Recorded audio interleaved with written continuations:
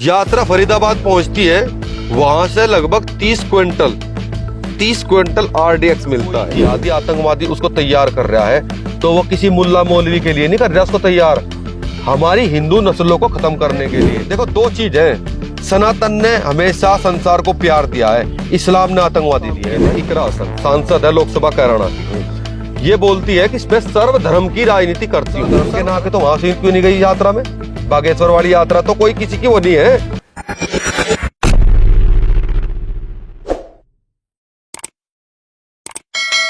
धीरेन्द्र शास्त्री बागेश्वर धाम बाबा की यात्रा इस वक्त पूरे देश के हिंदुओं को एक करने में लगी हुई है। दिल्ली से वृंदावन की तरफ चली, अब समापन का समय है।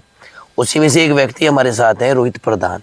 इन्हीं से हम बातचीत करेंगे, क्योंकि जब ये यात्रा चल रही थी इसी बीच लाल किले पर बम ब्लास्ट हुआ। इसी बीच कुछ ऐसे मुद्दे हुए जो ये कहा जा रहा है कि धीरेन्द्र शास्त्री की यात्रा भी टारगेट पर थी। तो इसी पर बातचीत करेंगे, क्योंकि ये भी कहा जा रहा है कि भाई ये जो इस्लामिक जिहाद है और जिहाद के नाम पर ये जो इस्लामिक आतंकवाद है, इसमें जिस तरह पहलगाम में हिंदुओं को पूछ कर गोली मारी गई थी, ये कब बंद होगा? और अब मोदी की सरकार बनने के बाद जब लोग इससे बाहर आए थे 14-15 साल बाद, फिर से ब्लास्ट कर दिया गया। कहीं हिंदू तो टारगेट पर नहीं है। रोहित प्रधान जी, बहुत बहुत स्वागत है आपका हमारे चैनल पर। जी जी, आपका भी स्वागत, सभी को हर हर महादेव। रोहित प्रधान जी, आप यात्रा में थे जी, उसी बीच ब्लास्ट हुआ। पहले तो आप बताइए इस यात्रा के बारे में, आप वहाँ थे, किस तरीके की यात्रा थी, कितने लोग वहाँ पर आए थे, क्या इससे हिंदुओं पर कोई फर्क पड़ेगा बागेश्वर धाम की यात्रा से? मैं वहाँ पर गया था क्योंकि अब हमें जो संगठन से आदेश मिला था वो मिला था कि भाई मतलब दिल्ली से जब बाहर निकले यात्रा तब आपको आना है, और मतलब सहारनपुर और मुजफ्फरनगर सबको अलग अलग तरीके से बांट दिया गया था। अब हमें पता लगा था कि फरीदाबाद में जब हम पहुंचे थे, सही तो हमारा मतलब जाने का क्या वो था उसमें कि फरीदाबाद में कुछ आदमियों ने, जिहादियों ने बात कही थी कि भाई क्या नाम, हम बागेश्वर बाबा की यात्रा नहीं आने देंगे वहां पर, फरीदाबाद के अंदर। हाँ, फरीदाबाद से क्रॉस नहीं होने देंगे। तो इसी के मतलब इसी में ही हम लड़के गए थे, यहाँ से संगठन के लड़के हम गए थे, मुजफ्फरनगर से काफी लड़के गए थे, सहारनपुर से। तो हम यहाँ से इकट्ठे हो गए थे कि सबसे पहली बात तो है, देखो कोई भी सनातनी हो या जब चुनौती आती है तो भागना नहीं चाहिए। अब हमें जब ये बात आई थी चुनौती की कि बाबा की यात्रा को या हिंदुत्व को चुनौती दी गई है, तो हमें अपना सनातनी फर्ज निभाना है और हमें चुनौती को एक्सेप्ट करना है। तो तभी हम गए थे उसी रात, और रात हम फरीदाबाद पहुंच चुके थे, सुबह यात्रा निकलनी 7 बजे। तो हमने तब भी यही बात बोल दी थी कि भाई जो भी जिहादी चाहता हो पूरे तौर तरीके से आ जाए, और बाबा की यात्रा को तो बहुत दूर की बात है, आप एक झंडे को हाथ उसकी तरफ देखकर बता दीजिए, या फिर क्या नाम किसी भी झंडे को हाथ लगाकर दिखा दीजिए, हम ताकत दिखाएंगे हिंदुत्व की और सनातन की, क्योंकि ये देश सनातनी देश है, ये किसी मुल्ला मौलवी का देश नहीं है। और इसमें देखो बाबा की यात्रा के बारे में पूछा आपने धीरेन्द्र शास्त्री जी, देखो सबसे बड़ी बात तो यह है कि एक लगभग 27-28 साल का युवा और बालाजी महाराज का चेला, और एक आदमी के पीछे अगर 10 लाख लोग सड़कों पर निकले हुए हैं, तो बहुत बड़ी मतलब बहुत बड़ी जीत है सनातन की भी। और जब एक 27 साल के बच्चे के साथ में, बच्चा ही मान लीजिए युवा है, उसके साथ में 10 लाख लोग सड़कों पर निकल सकते हैं, तो ये कहीं ना कहीं सनातनी हिंदू एक हो रहा है। दूसरा, इसी देश का दुर्भाग्य कि हमारे ही देश में रहने वाले, हमारे ही देश का खाने वाले, और जो भाईचारे के नाम पे मतलब हिंदुओं के साथ में कि हमारे साथ भाईचारा है, और जब 10 लाख लोग दिल्ली से वृंदावन के लिए प्रस्थान कर रहे हैं, षड्यंत्र किया जाता है, एक साला आतंकवादी मिलता है सहारनपुर से, मतलब एक जिहादी बोलते से एक अनपढ़ बोलते तो फिर भी आदमी सोचता है, एक MBBS डॉक्टर सहारनपुर से, और उसके पास से मिलती है AK-47।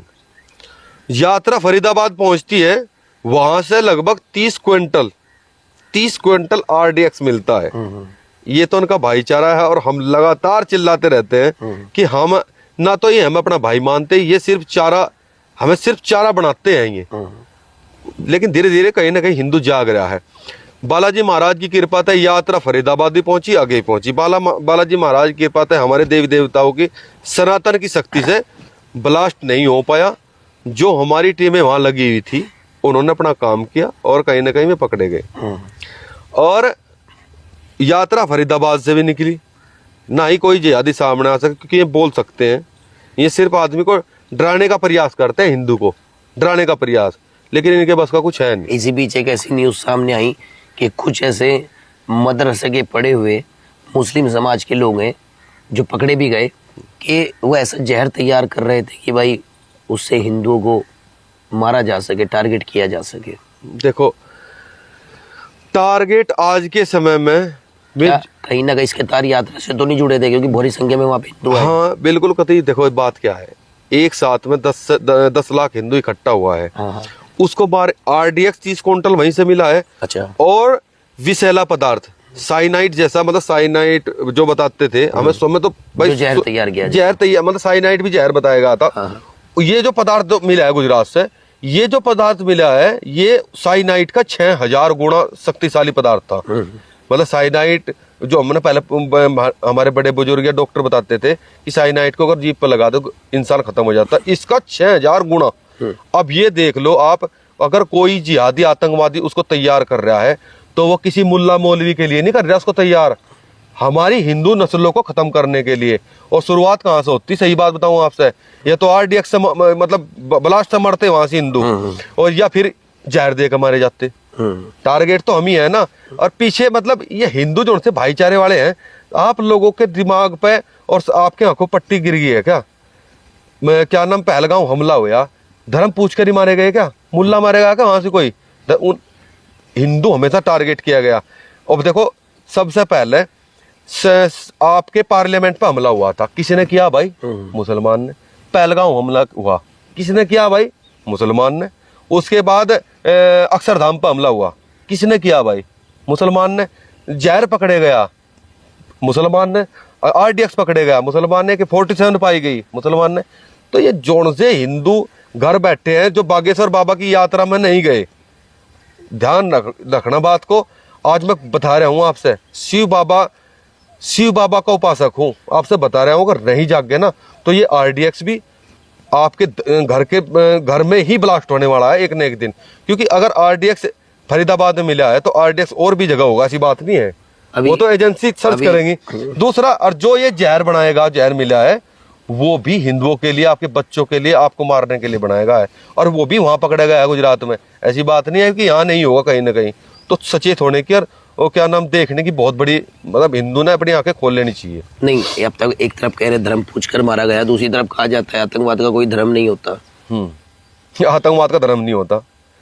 देखो, अल्लाहू अकबर, अगर मैं जय श्री राम कह के और मैं फोड़ दूं यहाँ लोगों ने, अगर मैं जय श्री राम बोल के मैं पाकिस्तान में बम बगाऊंगा, और जब मेरी मृत्यु होगी तो गायत्री मंत्र सुनाया जाएगा, क्या मेरा धर्म नहीं है? सब लोग हिंदू कहेंगे, हिंदू था, जय श्री राम का नारा बोल लिया, गायत्री मंत्र थे, इसका दान संस्कार होने लग जाके।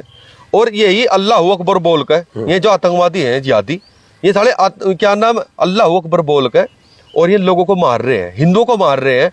उसके बाद जब उसका जनाजा जाता है, क्या उसमें अजान नहीं, वो नहीं होती, क्या नाम, इन्हें अजान नहीं पढ़ते बैठ के वहां से, अजान नहीं करते, या ये कलमा वगैरह जो भी पढ़ते हैं, हमें नहीं पता नहीं क्या पढ़ाएं, लेकिन कहीं ना कहीं कनेक्शन तो इस्लाम से ही है। तो क्या इनका धर्म नहीं है भाई? धर्म है। इस्लाम ने, देखो दो चीज है, सनातन ने हमेशा संसार को प्यार दिया है, इस्लाम ने आतंकवादी दिए हैं भाई। अच्छा, ये कहा जा रहा है कुछ लोग, कुछ नेता जो है यात्रा का विरोध कर रहे हैं कि ये तो सांप्रदायिक तनाव को बढ़ाने वाली यात्रा है, जिसमें धार्मिक भड़काऊ नारे लग रहे हैं। अब तक ये आतंकवादी पकड़े गए, अब तक किसी मुल्ला मौलवी का कोई बयान नहीं है। और मैं शुरुआत करता हूं, आप यहीं से AK-47 मिला है। AK-47 सहारनपुर में पाएगा है। एक जो इसका मालिक है हॉस्पिटल का, उसके साथ पार्टनरशिप है इमरान मसूद की। देखो पूछो, आप जाकर सर्च करो, क्योंकि ये बयान मैंने जो डॉक्टर है वहाँ के अंदर जो डॉक्टर है, उन्होंने अपने मुंह से खुद कहा है कि मतलब इस हॉस्पिटल में इमरान मसूद की पार्टनरशिप थी। ठीक, पहला। अब हम आतंकवादी नहीं कहूंगे, हम इनके प्रूफ देंगे इमरान मसूद के। इमरान मसूद के हम प्रूफ देते हैं। पहला, जब 2012 में मोदी जी खड़े हुए थे तो इसने बोटी बोटी करने की बात कही थी, क्योंकि मोदी जी हिंदू थे। दूसरा, यहां से सहारनपुर में एक मदरसा मस्जिद और एक गुरुद्वारा, इसका विवाद चला गया था। इस इमरान मसूद ने आग लगवा दी थी उसकी दुकानों में, सरदारों की सिख भाइयों की दुकानों में आग लगवा दी थी। वीडियो चेक करियो आप जाकर, उस टाइम पे क्या करा था उसने, क्या नहीं करा था।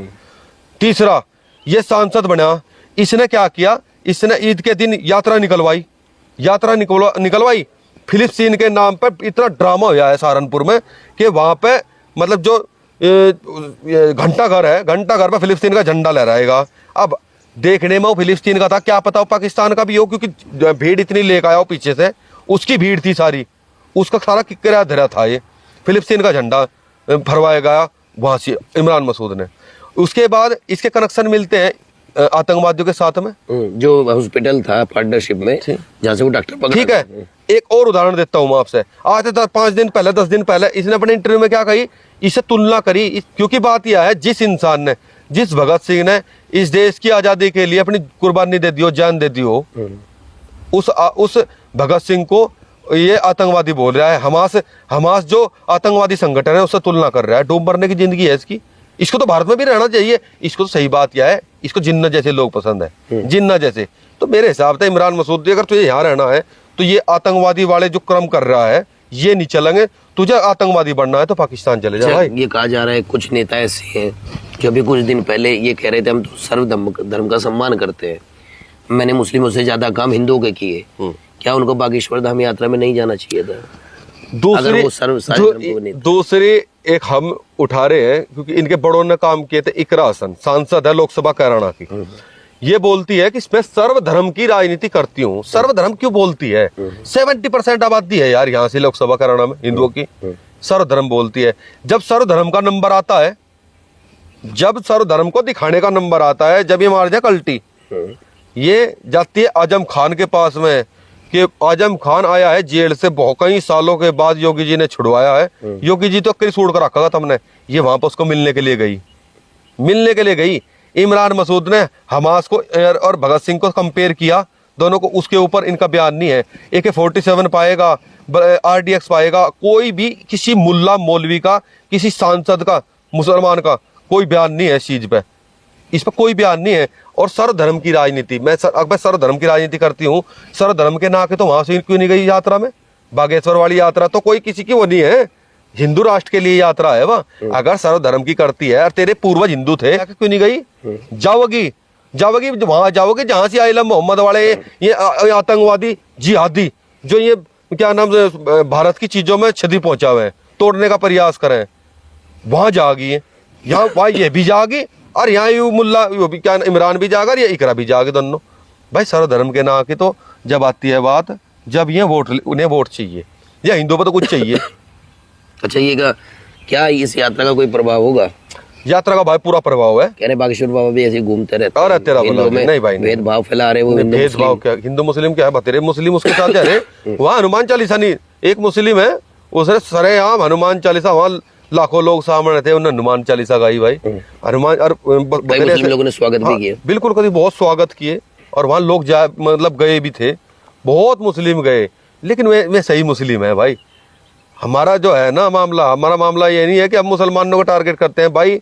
अगर यहाँ से APJ अब्दुल कलाम के रास्ते पे चलोगे तो भाई हम मुसलमान भी मान लेंगे, अपना भाई मान लेंगे।